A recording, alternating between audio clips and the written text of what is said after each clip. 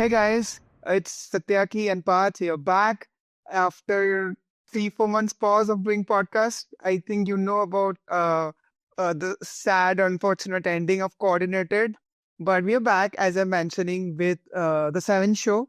Last week, as you saw, we relaunched our brand called not relaunched, launched a marketing agency which we are building in stealth for more than 2 years, where we have worked with 10 brands across various capacity, and now we are coming up with a podcast which is focused to marketing, growths, unpacking crypto campaigns, where you will see we'll host agency founders, crypto founders, and we'll talk focused towards growth. So today we have a big guest from the founder of Unfungible, Leon. And super thanks, Leon, to agree with today's to be our first episode of our new beginnings. Hi, man. How are you doing? So, Jackie, thank you for having me. Parth, it's also a pleasure to meet the two of you. I'm flattered by the introduction, so thank you. Awesome, Leo. I think if you can, quickly take us your background. I think many people in CD know you already, mainly in the marketing cohorts and marketing groups. But just want to know something from you firsthand, like your journey, how you came into crypto, primarily into marketing, what you used to do before. If you can take us to that. Yeah, totally, man. I'll make this simple. The reason why I do what I do, the reason why I get up in the morning, is because crypto marketing is hard. It's hard as hell. And I've seen more dreams shattered from founders like the both of you that are passionate, hardworking, ethical.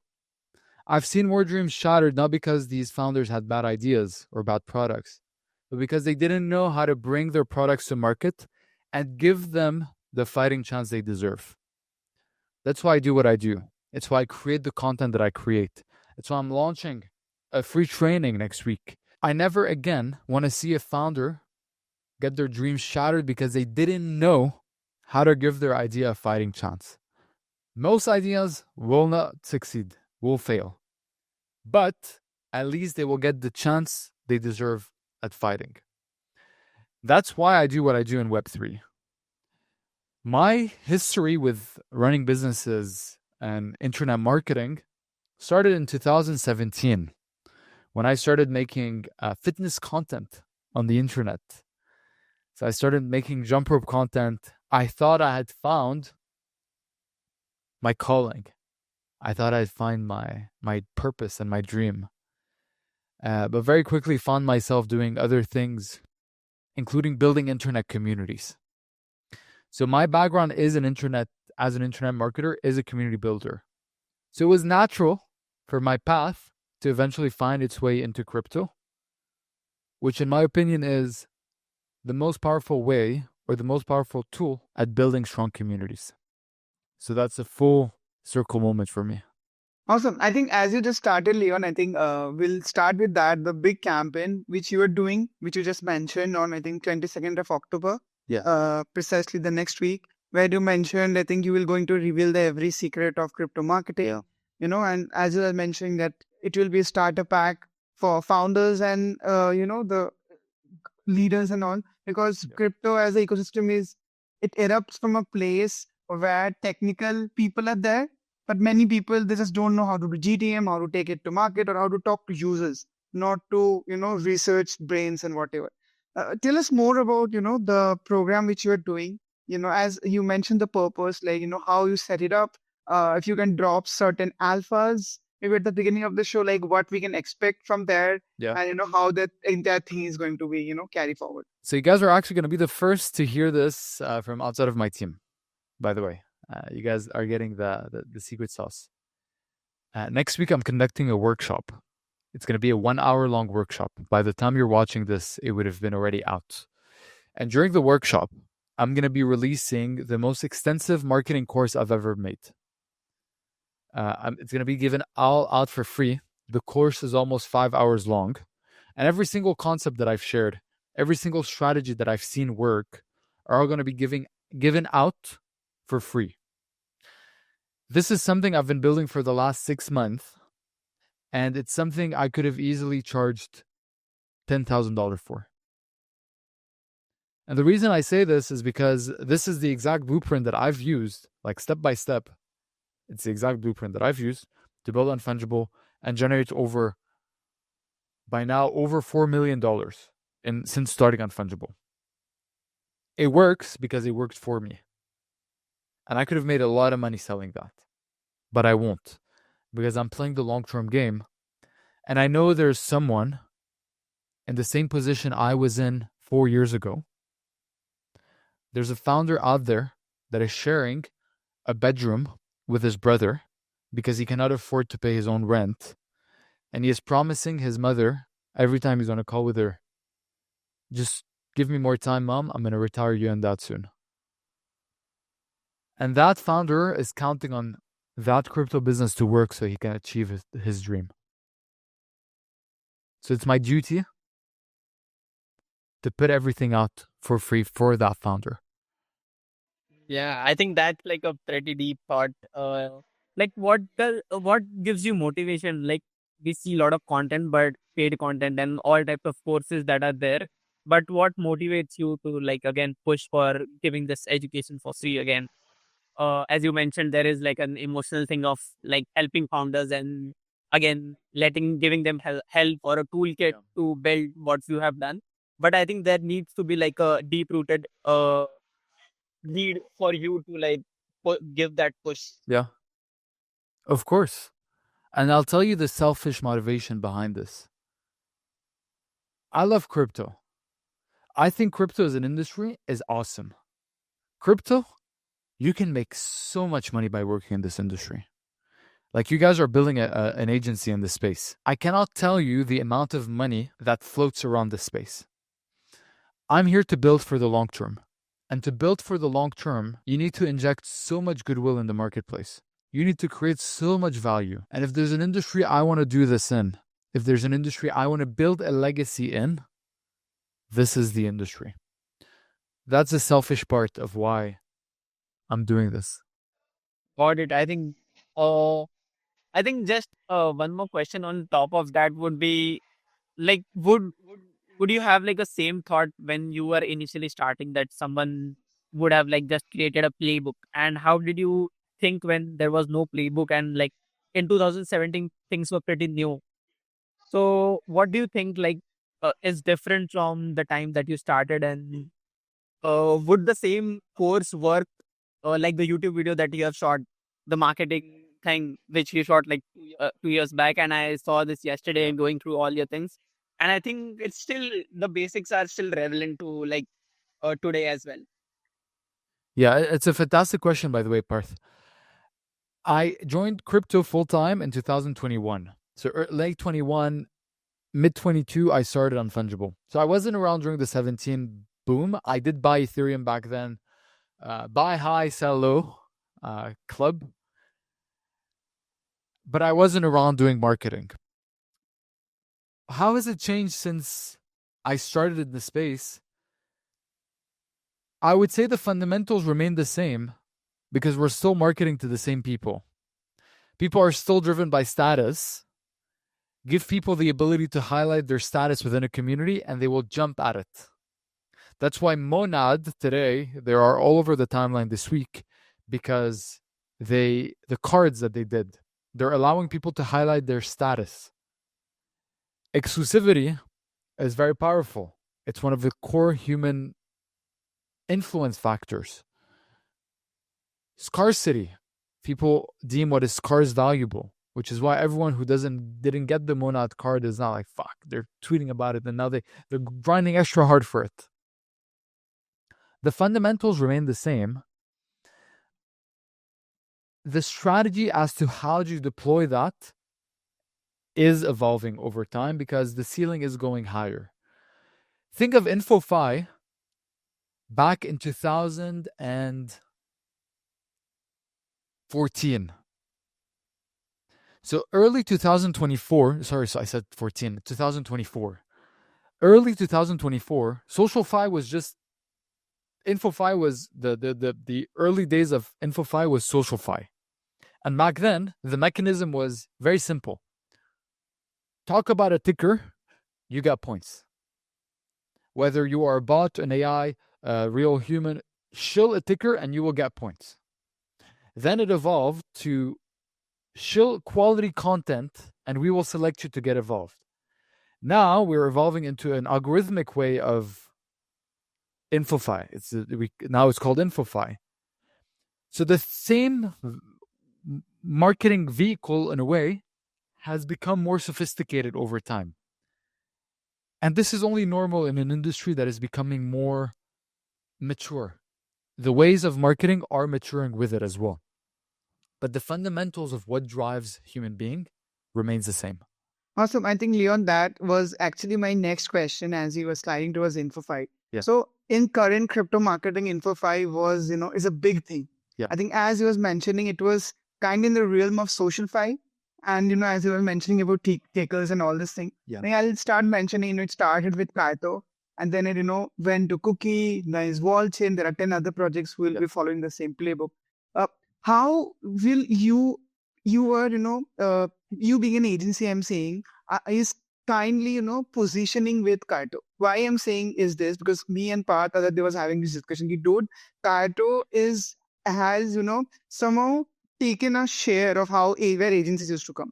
Like how I'm saying is, let's say there's a new project. Yep. They have raised funding and they just have a one Twitter account and they give that 150K leaderboard and people just out of speculation, they will, write about that project. Yep. It might not do TG, it might do TG, maybe because of the community pressure and expectation they have to do. But it has maybe at a time when Kaito was not there, there is to be maybe some agency will say, hey guys, we need their social presence, we need some KOLs, we need some people to talk to. But then Kaito came. But again, as we know that there are, I think 80% are very, farmers, I'll say. Yep. The content quality is not good.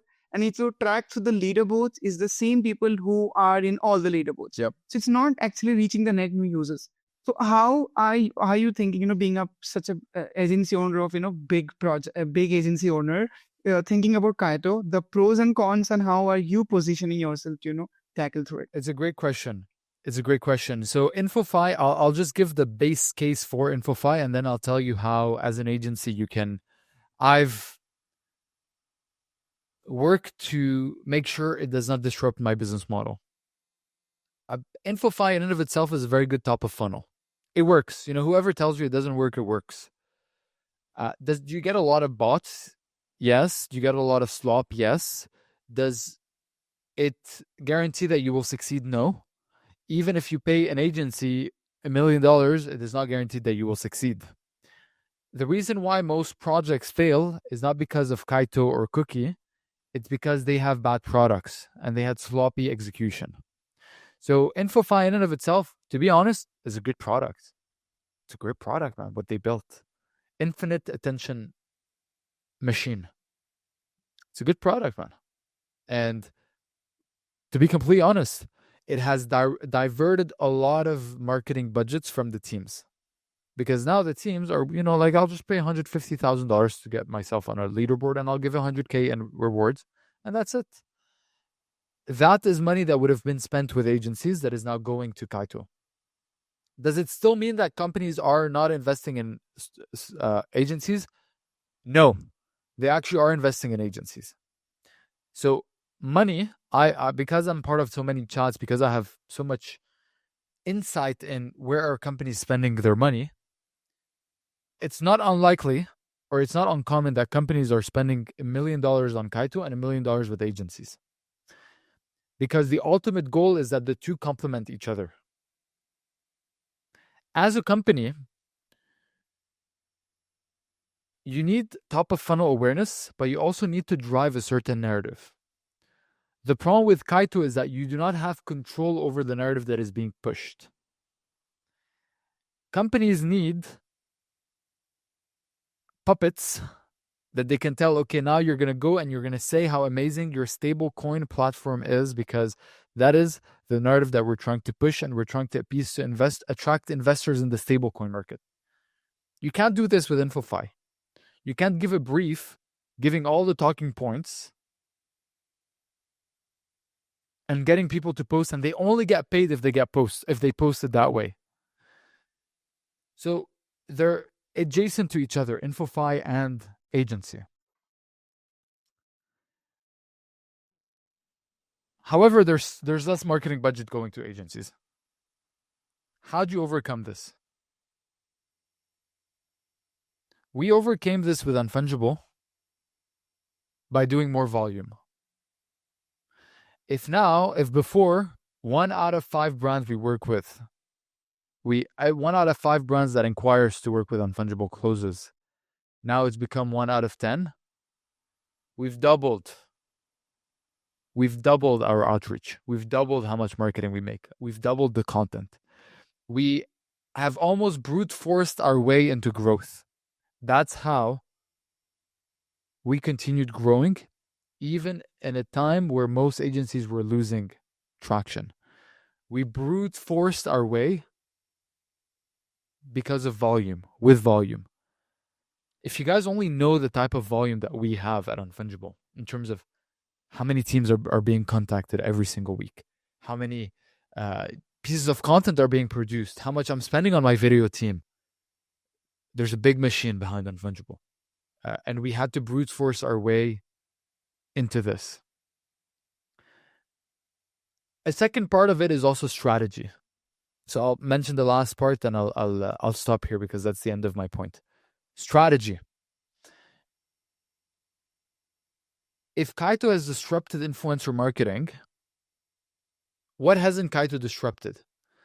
Okay, in my case, Kaito hasn't disrupted the founder funnel, because now more than ever, teams, because they're getting so much awareness and so much top of funnel, they need a way to better retain these eyeballs. They need a way to better create a cultish following in a meta where there's just slop. One way to do so is the founder funnel. So the timing was great because the problem that Kaito created gets solved by the problem we're selling. The solution we're selling, not the problem we're selling. And even the solution that I talk about. The blueprint is out there. The founder funnel, whole strategy is out there for free. There's no secret sauce that we keep behind the scenes. But there are some teams that are well-funded that would like a professional team to do it for them for $10,000 a month. That's what we do. So my recommendation to you guys is the following. Volume. You're going to need to do a lot more now because, by the way, the market is ending. It's become harder now to sell brands than before. Like, this is insider observation from Unfungible and from other marketing agencies. Sales cycles are becoming longer. People have less money than they used to because they've been burnt in the last 12 months waiting for the altcoin season that is never coming. People have lost a lot of money and people have become fearful. They don't know. There's a lot of fear in this market. So it's become harder to close. The ticket sizes are lower and the sales cycles are longer. Now is probably the hardest time to be a marketing agency, if you ask me.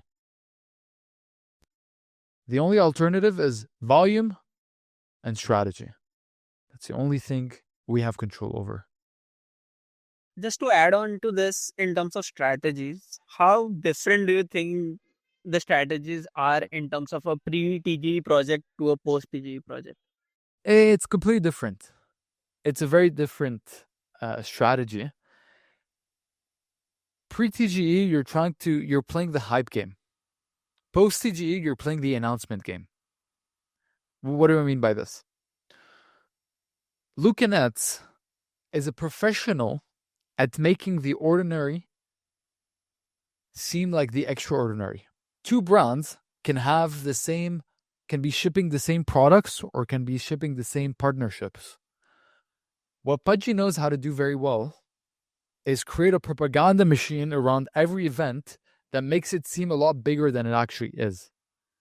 Man, the Walmart launch, they made it look like it was the next revolutionary thing. And I say this as a Pudgy myself, someone who respects and supports Lucanet. We even work with Abstract. So they made an incredible show out of a launch. And then they did it again. And then again. And then again.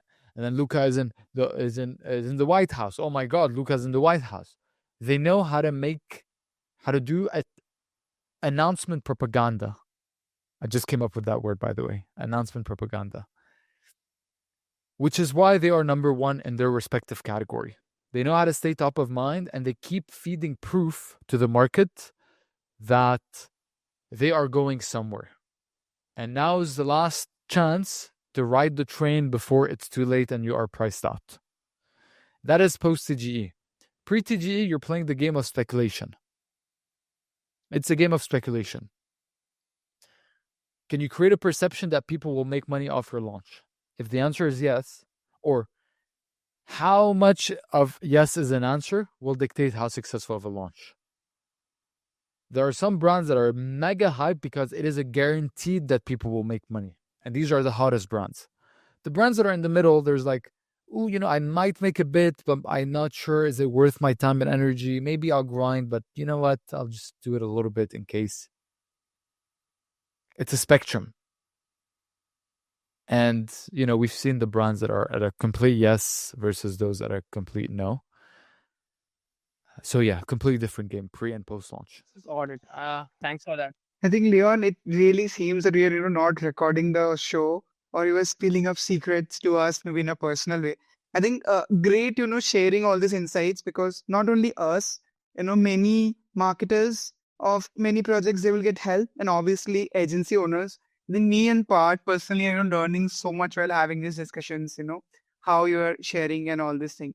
I think you did mention about certain things, how you and Unfungible are doing things in fragments. But if you want to say the top 3 points, according to you, what is making Unfungible shine? What that 3 will be? The 3 things that make Unfungible shine. The first one I would say is that we've built so much goodwill in the marketplace. We've built so much goodwill. Literally, like you just told me that you feel like we're not even recording, and that's the content that I make to the masses. So there's a lot of people, there's a lot of builders out there who have literally sold out their collection. They've sold out their pre-sale. They've launched their NFT project. They've built $1 million agency just off the content that I make, and they never worked with us. And it's okay. Like, that's not the goal. So there's a lot of goodwill, and goodwill creates word of mouth. And there's always, like, I make content for 100% of Web3 builders. 5% will need hands-on support, and I can build my business off that. Even like 1%, not even 5%, 1%. That's the first thing. A lot of goodwill in the marketplace through content, through value. The second one is we have a strong team where we're able to attract strong people. And because we have a strong brand, we were able to attract good people at good market rates. So people are usually driven by 2 things. They are driven by growth, or they are driven by money. And different people are driven by different things on the spectrum. When you have a strong brand, you have the ability to attract people that are more eager for growth than they are for money. Therefore, you have the ability to attract good talent for less than what your competition would pay without your brand. Literally, the people that work at Unfungible were all fans of Unfungible before even knowing that we had a job position open for them. They were all watching my content. They all, supported me. They all watched the YouTube. So you have the ability to attract good talent. And fundamentally in a business, you guys will see this as you grow and as you scale. And eventually when you become a tens of millions of dollar business a year, which I know you guys will get to, you're going to notice that, by the way, we're not there. Not yet. It's not you who's building the business, it's the people that are building the business for you. That's the second thing. The third thing is we built a culture of ownership and accountability. I'm friends with all the big crypto agencies, and I see that the founders remain the bottleneck in the delivery. They are the last people to make a decision. No decision gets made without their approval. They are in all the client chats. They are all on the client check-in calls.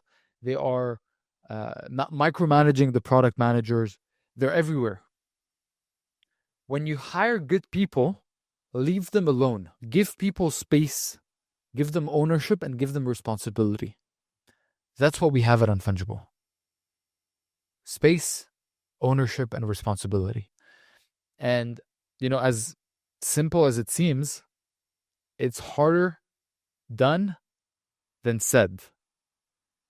It literally took us bringing in a consulting company to be like, yo guys, like, you're like, Leon, you're like, why are you doing this? Why are you doing calls? Why are you joining product calls? What are you doing, man? Get out. Until the point, man, where like right now I have days where I have no meetings. My favorite days. Because I get to work on content. I get to work on, man, the workshop that I'm going to launch next week. You guys are going to see the final product. It's going to be a 1-hour presentation with a 5-hour course. It took me a lot of time to build this, to come up with the agenda, to refine it. I'm going to be launching the training. I've already done 3 full rehearsals of the live stream that I'm making on Wednesday. Like, I've rehearsed it 3 times. After the first time I rehearsed it with one of my team members, I realized I had to change half the presentation because it just didn't make sense. The ideas weren't flowing well. So these are all things that push the business forward, but that need your time as the CEO, as the face of the business. So yeah, these are the 3: the goodwill in the marketplace using the founder funnel, quality team and talent, and thirdly, a culture of accountability and ownership within the team. Awesome, Leo. I think that would have been my last question from my side, at least, that, how to grow as an agency when you're just starting, because it's a question for us, and I'm sure for many other people. Because once freelancers or maybe KOLs go big, all of them want to start. You just, drop the, secret that go niche, irrespective, and, try solving. Just on that front, do you have any other suggestions on, we can close down for this episode? So how do you grow your agency, right? As a starter, yes, Yeah. like from the, maybe on the scratch. Absolutely. You need to build insane amounts of trust. You should be out there. People should know who you are. You should look professional. You should have the testimonials and the case studies. It was by design that I built the Unfungible website, where half the website is case studies. And because of this, the website is slow as hell. I think I have the slowest website in all the industry. It's very slow, but because it's full of testimonials and videos of clients. I'm sure there's a way to make it faster, but it's a business problem for tomorrow. You need to build trust. You need to make a name for yourself. And once you have this, you need to go on offense. Clients don't wake up in the morning thinking, oh, I can't wait to get in touch with Parth and Satyaki and pay them money. No clients wake up in the morning convincing themselves why they should pay you money. You should go knock at their door and show them why they need you. And the way you do this is through what you're doing right now. You meet people, you connect with people, you build lead magnets about your niche. You show them how you are going, how do you launch if you were in their position. You create valuable method. It's like honey attracts the bees. You want to make honey.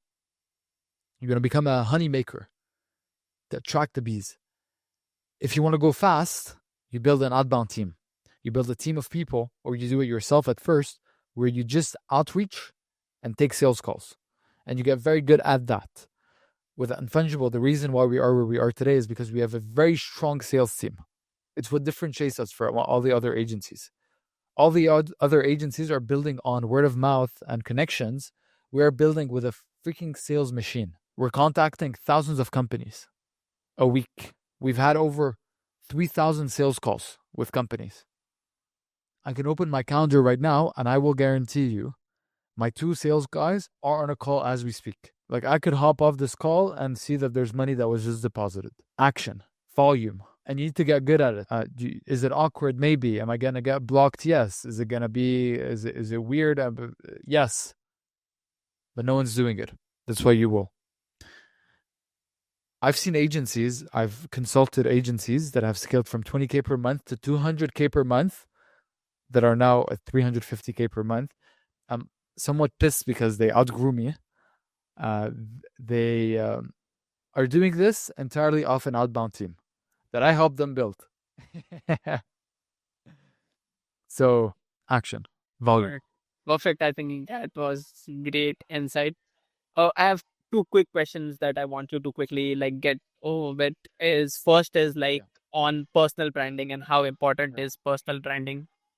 And second question would be the full point of let's think from like company standpoint or a protocol standpoint. When do they hire a agency versus when do they hire a CMO or a in-house marketing team? Like from keeping the bias of us three, like Yeah. being in the agency owners. But yeah, these are like quick last questions that I want to touch upon before like ending this.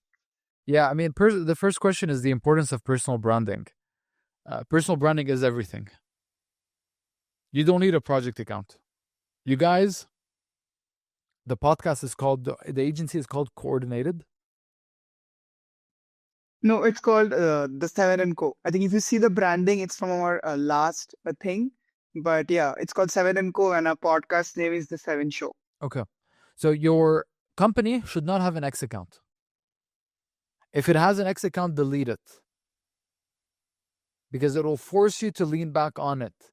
No one will ever follow an agency because no one will ever follow an agency account. Why would anyone ever follow an agency account?